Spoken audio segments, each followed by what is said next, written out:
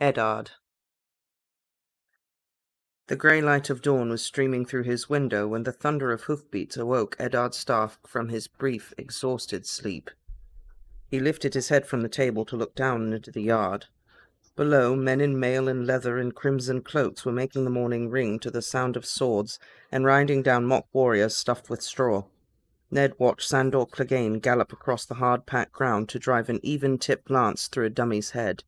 Canvas ripped and straw exploded as Lannister guardsmen joked and cursed. Is this brave show for my benefit? He wondered. If so, Cersei was a greater fool than he'd imagined. Damn her, he thought. Why has the woman not fled? I have given her chance after chance. The morning was overcast and grim. Ned broke his fast with his daughters and Septa Mordane. Sansa, still disconsolate, stared sullenly at her food and refused to eat, but Arya wolfed down everything that was set in front of her. "Syrio says we have time for one last lesson before we take the ship this evening," she said. "Can I, Father? All my things are packed." "A short lesson, and make certain you leave yourself time to bathe and change. I want you ready to leave by midday. Is that understood?" "By midday," Arya said. Sansa looked up from her food. "If she can have a dancing lesson, why won't you let me say farewell to Prince Joffrey?" "I would gladly go with her, Lord Eddard," Septa Mordane offered. "There would be no question of her missing the ship." "It would not be wise for you to go to Joffrey right now, Sansa. I'm sorry." Sansa's eyes filled with tears. "But why?" "Sansa, your Lord Father knows best," Septa Mordane said. "You are not to question his decisions." "It's not fair." Sansa pushed back from her table, knocked over her chair, and ran weeping from the solar. Septa Mordane rose, but Ned gestured her back to her seat. "Let her go, Septa. I will try to make her understand when we are safely back in Winterfell." The Septa bowed her head and sat down to finish her breakfast. It was an hour later when Grand Maester Pycelle came to Eddard Stark in his solar. His shoulders slumped as if the weight of the Grand Maester's chain round his neck became too great to bear. "My lord," he said, "King Robert is gone. The gods give him rest." "No," answered Ned. He hated rest. The gods gave him love and laughter and the joy of righteous battle. It was strange how empty he felt. He had been expecting the visit, and yet with those words, something died within him. He would give in all of his titles for the freedom to weep, but he was Robert's hand, and the hour he dreaded had come. "Be so good as to summon the members of the council here to my solar," he told Pycelle. The Tower of the Hand was as secure as he and Tomard could make it. He could not say the same for the council chambers. "My lord," Pycelle blinked, "surely the affairs of the kingdom will keep till the morrow, when our grief is not so fresh." Ned was quiet but firm. "I feel we must convene at once." Pycelle bowed. "As the hand commands." He called his servants and sent them running, then gratefully accepted Ned's offer of a chair and a cup of sweet beer. Sir Barristan Selmy was the first to answer the summons, immaculate in white cloak and enamelled scales. "My lord," he said, "my place is beside the young king now. Pray you give me leave to attend him." "Your place is here, Sir Barristan," Ned told him. Littlefinger came next, still garbed in the blue velvets and silver mockingbird cape he'd worn the night previously, his boots dusty from riding. "My lords," he said, smiling at nothing in particular before he turned to Ned, "the little task you sent me is completed, Lord Eddard." Varys entered in a wash of lavender, pink from his bath, his plump face scrubbed and freshly powdered, his soft slippers all but soundless. "The little birds sing a grievous song today," he said as he seated himself. "The realm weeps. Shall we begin?" "When Lord Renly arrives," Ned said. Varys gave him a sorrowful look. "I fear Lord Renly has left the city." "Left the city?" Ned had counted on Renly's support. "He took his leave through a postern gate an hour before dawn, accompanied by Sir Loras Tyrell and some 50 retainers," Varys told him. "When last seen they were galloping south in some haste, no doubt bound for Storm's End or Highgarden." So much for Renly and his 100 swords. Ned did not like the smell of that, but there was nothing to be done for it. He drew out Robert's last letter. The king called me to his side last night and commanded me to record his final words. Lord Renly and Grand Maester Pycelle stood witness as Robert sealed the letter to be opened by the council after his death. Sir Barristan, if you would be so kind. The Lord Commander of the King's Guard examined the paper. King Robert's seal and unbroken. He opened the letter and read. Lord Eddard Stark is herein named Protector of the Realm, to rule as regent until the heir comes of age. And as it happens, he is of age, Ned reflected, but he did not give voice to this thought. He trusted neither Pycelle nor Varys, and Sir Barristan was honour-bound to protect and defend the boy he thought was his new king. The old knight would not abandon Joffrey easily. The need for deceit was a bitter taste in his mouth, but Ned knew he must tread softly here. He must keep his counsel and play the game until he was firmly established as regent. There would be time enough to deal with the succession when Arya and Sansa were safely back in Winterfell, and Lord Stannis had returned to King's Landing with all his power.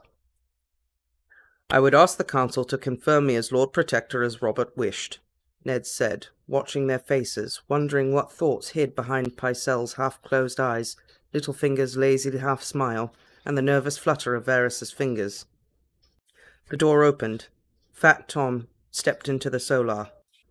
Pardon, my lords, but the King's steward insists. The royal steward entered and bowed. Esteemed lords, the King commands the immediate presence of his small council in the throne room. Ned had expected Cersei to strike quickly. The summons came as no surprise. The King is dead, he said, but we shall go with you nonetheless. Tom, assemble an escort if you would. Littlefinger gave Ned his arm to help him down the stairs. Varys, Pycelle, and Sir Barristan followed close behind. A double column of men-at-arms in chainmail and steel helms was waiting outside the tower, 8 strong. Grey cloaks snapped in the wind as the guardsmen marched them across the yard. There was no Lannister crimson to be seen, but Ned was reassured by the number of gold cloaks visible on the ramparts and at the gates. Janos Slynt met them at the door to the throne room, armoured in ornate black and gold plate, with a high-crested helm under one arm. The commander bowed stiffly. His men pushed open the great oaken doors, 20 feet tall and banded with bronze.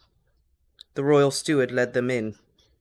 All hail his grace, Joffrey of the House Baratheon and Lannister, the first of his name, King of the Andals and the Rhoynar, and the First Men, Lord of the 7 Kingdoms and Protector of the Realm, he sang out.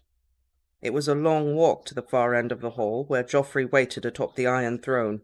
Supported by Littlefinger, Ned Stark slowly limped and hopped toward the boy who called himself king. The others followed. The first time he'd come this way, he'd been on horseback, sword in hand, and the Targaryen dragons had watched from the walls as he forced Jaime Lannister down from the throne. He wondered if Joffrey would step down quite so easily. 5 knights of the King's Guard, all but Sir Jaime and Sir Barristan, were arrayed in a crescent around the base of the throne.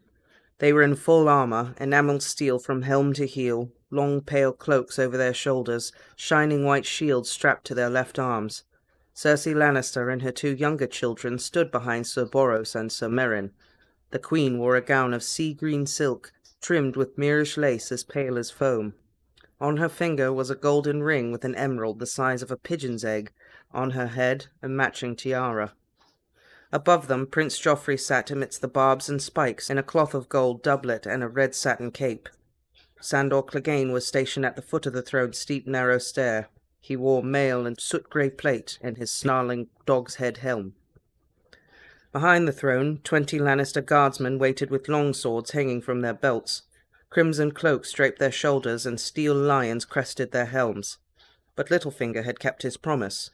All along the walls in front of Robert's tapestries, with their scenes of hunt and battle, the gold cloak ranks of the city watch stood stiffly to attention, each man's hand clasped round the hilt of an 8-foot-long spear tipped in black iron. They outnumbered the Lannisters 5-1. Ned's leg was a blaze of pain by the time he stopped. He kept a hand on Littlefinger's shoulder to help support his weight. Joffrey stood. His red satin cape was patterned in gold thread, 50 roaring lions to one side, 50 prancing stags to the other. I command the council to make all the necessary arrangements for my coronation, the boy proclaimed. I wish to be crowned within the fortnight. Today I shall accept the oaths of fealty from my loyal councillors. Ned produced Robert's letter. Lord Varys, be so kind as to show this to my Lady of Lannister. The eunuch carried the letter to Cersei. The Queen glanced at the words. Protector of the realm, she read. Is this meant to be your shield, my lord? A piece of paper? She ripped the letter in half, ripped the halves into quarters, and let the pieces flutter to the floor. Those were the king's words, Sir Barristan said, shocked. We have a new king now, Cersei Lannister replied. Lord Eddard, when we last spoke, you gave me some counsel. Allow me to return the courtesy. Bend the knee, my lord. Bend the knee and swear fealty to my son, and we shall allow you to step down as hand and live out your days in the grey waste you call home. Would that I could, Ned said grimly. If she was so determined to force the issue here and now, she left him no choice. Your son has no claim to the throne he sits. Lord Stannis is Robert's true heir. Liar! Prince Joffrey screamed, his face reddening. Mother, what does he mean? Princess Marcella asked the Queen plaintively. Isn't Joff the king now? You condemn yourself with your own mouth, Lord Stark, said Cersei Lannister. Sir Barristan, seize this traitor. The Lord Commander of the King's Guard hesitated. In the blink of an eye he was surrounded by Stark guardsmen, bare steel in their mailed fists. And now the treason moves from words to deeds, Cersei said. Do you think Sir Barristan stands alone, my lord? With an ominous rasp of metal on metal, the Hound drew his long sword. The knights of the King's Guard and 20 Lannister guardsmen in crimson cloaks moved to support him. Kill him! The boy screamed down from the Iron Throne. Kill them all! I command it! You leave me no choice, Ned told Cersei Lannister. He called out to Janos Slynt. Commander, take the Queen and her children into custody. Do them no harm, but escort them back to the royal apartments and keep them there, under guard. Men of the Watch! Janos Slynt shouted, donning his helm. 100 gold cloaks levelled their spears and closed. I want no bloodshed, Ned told the Queen. Tell your men to lay down their swords, and no one need... With a single sharp thrust, the nearest goldcoat thrust his spear into Tomard's back. Fat Tom's blade dropped from nerveless fingers as the wet red point burst out through his ribs, piercing leather and mail. He was dead before his sword hit the floor. Ned's shout came too late. Janos Slynt himself pushed open Varley's throat. Cane whirled, steel flashing, drove back the nearest spearman with a flurry of blows. For an instant it looked as though he might cut his way free. Then the Hound was on him. Sandor Clegane's first cut took off Kane's sword hand at the wrist. His second drove him to his knees and opened him from shoulder to breastbone. As his men died around him, Littlefinger slid Ned's dagger from its sheath and shoved it up under his chin. His smile was apologetic. I did warn you not to trust me, you know. Even when you know what's going to happen, it's still hard. It still sucks. Yeah. Especially since Cersei even gives him what he wants at the end. All you gotta do is just, yeah, sure, you're the king, whatever. Go back to Winterfell, forget about everything, you never have to deal with it again. Right, she straight up tells him, like, you can just go home. Just do this one little thing and you can go home. And I mean, best case scenario, you go home and you never have to deal with any of this BS politics again. Right. You just do your thing at Winterfell and harvest the food and prep for the winter times. Die quietly of old age. Yeah. Or, another scenario, you get out, go back to Winterfell, send a raven over to Renly, be like, what's up, bro? Why you leave? Need some help with that rebellion? Right? About those 100 swords, offer still on the table. Yep. Could have really used them before. I know, and that's another thing. Like, so much for Renly and his 100 swords. You didn't want them! Yeah, so You much. didn't take the offer. Right, Renly's offer was very specific, and then you very clearly said no. Yeah. So I don't think Renly is gonna sit around and wait for you to do whatever you're gonna do. Renly's gonna be like, screw it, I will do it by myself. Or with Loras Tyrell. Not a great plan. Maybe it's Eddard. good to have friends like Loras Tyrell. They're pretty rich. Maybe it's man. good to have 100 swords. Maybe that's good. Maybe that's good. You know, just as a backup. Swords are harder than paper, obviously. I think Ned really underestimates Cersei as well. I think he really underestimated her. Yeah, I think Hunger for power, as well as her actual power. I think he underestimated her as a player through all of this. I think he just expected. It seems like he just expects everyone to be as honorable as him. Yeah, like he expects everyone else that they'll do the right thing. Well, Right, obviously, Peter Baelish definitely didn't do the right thing. No. The dude who told you not to trust him is the dude you've been trusting, and then he backstabbed you. I think part of it is probably due to the sexism of the era. Oh, probably. It's, you know, she's a woman. Yeah, probably. I feel it's definitely part of it. Ned isn't as bad as, say, Robert or anything. Or a lot of people, but, you know, there's still that. I'm sure he was operating under the assumption that, well, if Cersei's children are in danger, she'll do the right thing. Because a mother would never do that. Like, he's probably thinking, well, how Catelyn would react. Or... Although... But at the same time... Catelyn also kind of started a lot of shit because something happened to her child, so... Yeah, exactly. He should have known as soon as the thing with Tyrion happened, like... Could she be another Catelyn? Right. Could I be on the receiving end of what Catelyn did? Mm-hmm. And Cersei tries to give him as many chances as possible. She really actually did. It's kind of weird that Eddard is the one to underestimate Cersei when he seems to be one of the more progressive thinkers men in Westeros. Because, you know, probably most people, Arya says, I want to learn to fight. You're a girl, go put on a dress, get out of here. Yeah, they wouldn't accommodate that. Yeah. He was like, all right, I'll get you a quote-unquote dancing instructor. And you'll learn to dance. And do your needle work. Like a lady. Wink, wink. Yeah, I think maybe it has less to do with Cersei being a woman and more to do with he figured she would do the right thing, and the right thing would be, we have no claim on the throne. You're right. You're right. You found out that my children are the children of incest. And, I'm sorry, I won't take the throne.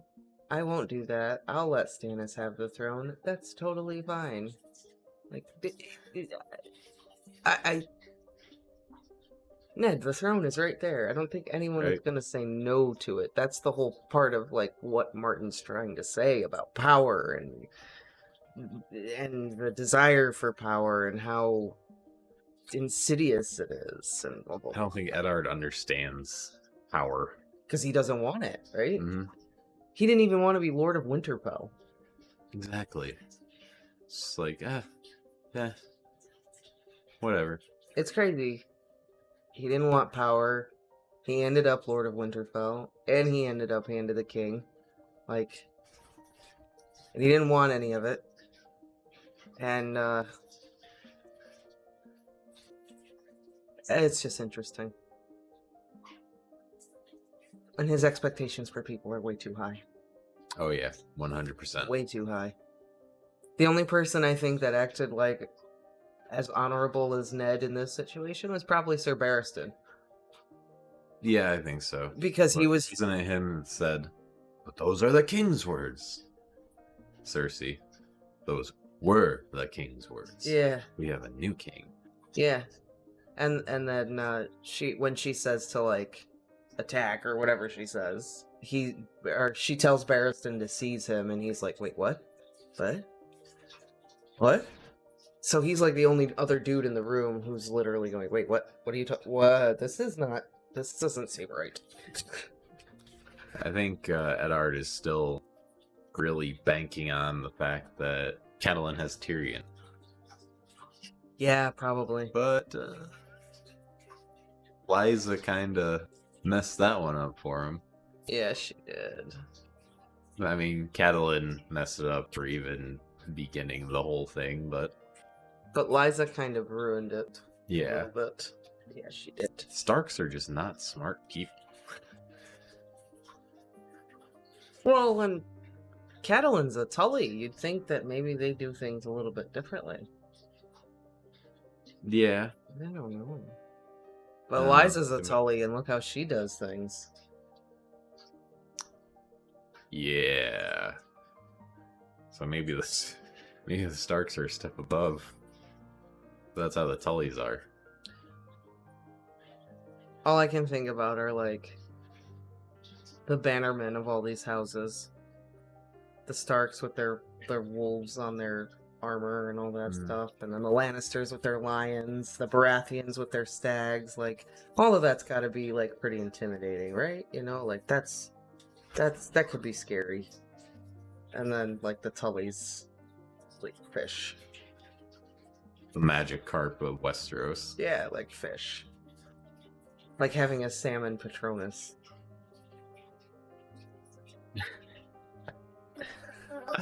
Oh man, you gotta go there. That's rough. I'm just saying, like, or even the Tyrells, like, well, not even the Tyrells, because their sigil is like the flower. It's not intimidating, but it's still like pretty. Yeah. It's pretty, you know. But they wanted their enemies to see something beautiful before they were brutally massacred. Yeah.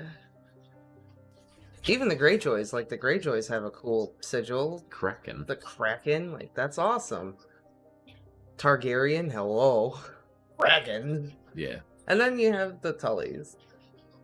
Fish. The fish. The fish. The trout. Not even any kind. It's a trout. It's what?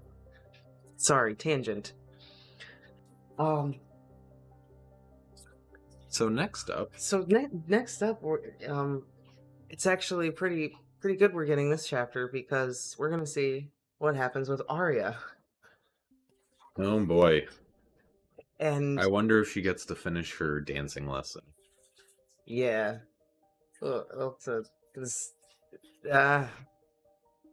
It's like Ned was so sure in everything that he was doing that... And that's another thing, though. Your children are still here. Why wouldn't you just bend the knee and make sure they get out first? Right, and then do this shit later. You're honorable all about your family and stuff. Just wait till they're gone. Yeah. Because now... Wait till you're on the boat and be like, Joffrey's a product of incest. You all suck. Jaime is Joffrey's dad. Pass the word. Or again, wait till Stannis shows up. Wait for Stannis to at least get in touch with you. Like, right?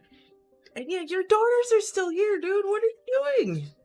Like, even if your political part of your brain doesn't function or is non-existent, you should at least think like, well, you know, Arya's still in the castle. Sansa's still in the castle.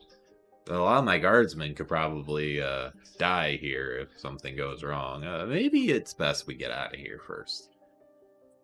You know, live to fight another day. Yeah, like, now Littlefinger has a knife at Ned's throat. And Sansa and Arya are just wherever in the castle. Like, what are you doing, dude? And Littlefinger did warn him. Don't trust me.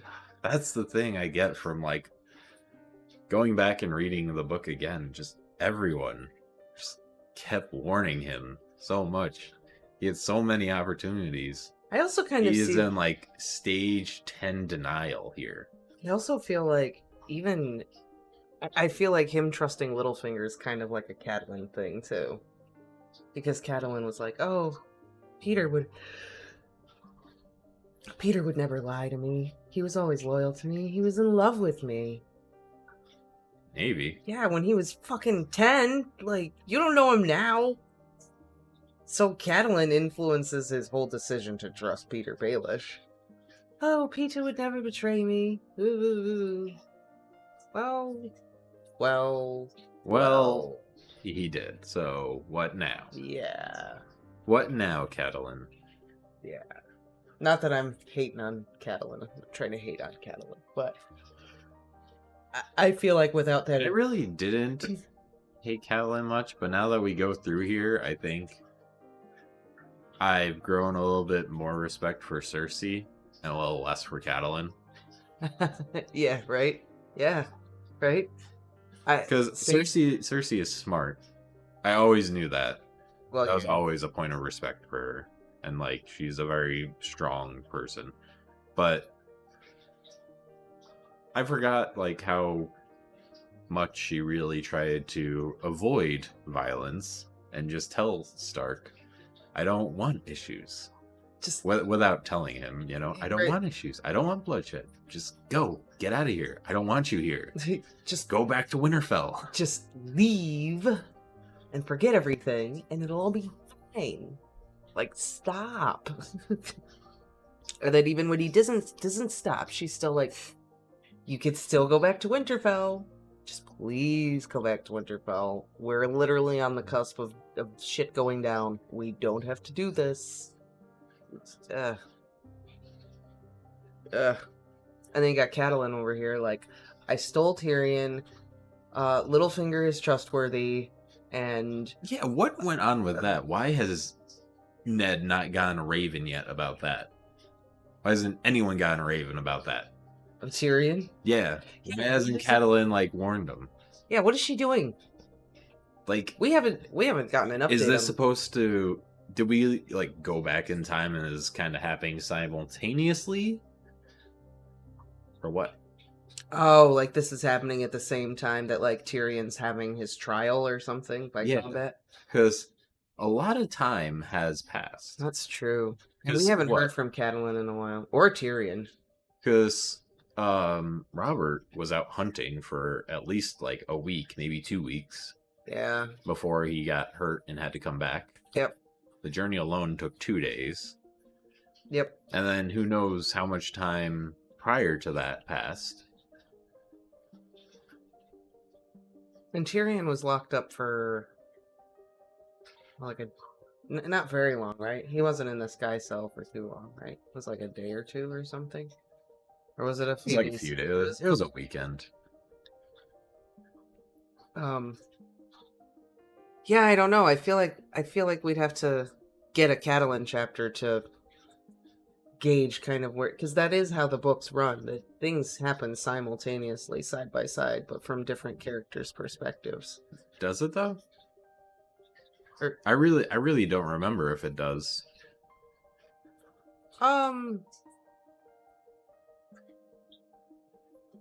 Yeah, I'm just thinking about Feast for Crows and Dance I was with gonna Dragons. say those books overlap, where we're seeing things happen from for one different set of characters and on the others. But I don't. Either way, I'll be pretty mad at Catelyn. I think Catelyn like wrote the letter and then just kind of absentmindedly, I thought I sent this weeks ago. Or maybe Catelyn wrote the letter and was gonna send it out, and then Liza Aaron like intercepted it or sabotaged it. Or maybe she's so crazy she like got rid of all the ravens. No communications. Maybe we could have spies amongst us. It could be. I would not be surprised if she did do that. You would think Varys would at least know. Him and his little birds. Right, you would think that Varys would definitely know that information by now. But at the same time, Tyrion is on the high road with the mountain men just showed up, like. That's true.